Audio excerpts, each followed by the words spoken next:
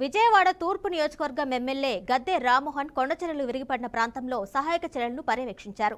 Mogalrajapuram Sunnapubatti centre వద్ద కొండచెరలు విరిగిపడిన ఘటనలో 5గురు మృతి చెందారు. మరో 5గురికి తీవ్ర గాయాలు కాగా వారిని ఆసుపత్రికి తరలించారు.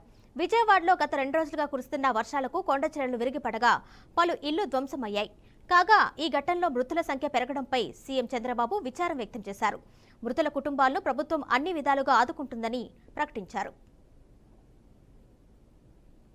క్రీస్తురాజపురంలో ఈ కొండ ఇవాళ పెద్ద రాయి పడిపోవడం జరిగింది. ఈ వర్షాల వలన దాని కింద ఒక 2 ఇళ్ళు మొత్తం కూడా ఆ కొండరాళ్ళతో నిండిపోయింది. ఉదయం నుంచి కూడా రెస్క్యూ చేసి ఒక 6గురిని బయట తీయడం జరిగింది. 6గురిలో 5గురు క్లియర్గానే ఉన్నారు, ఏం ఇబ్బంది లేదని అనేటట్టుగా ఉన్నారు. ఒకళ్ళు మాత్రం చాలా విషమైన పరిస్థితులు ఉందని అంటూ ఉన్నారు. వాళ్ళని హాస్పిటల్ కూడా పంపించాం. అక్కడ కూడా ఇంకా కోమాలు ఉన్నారని చెప్తున్నారు.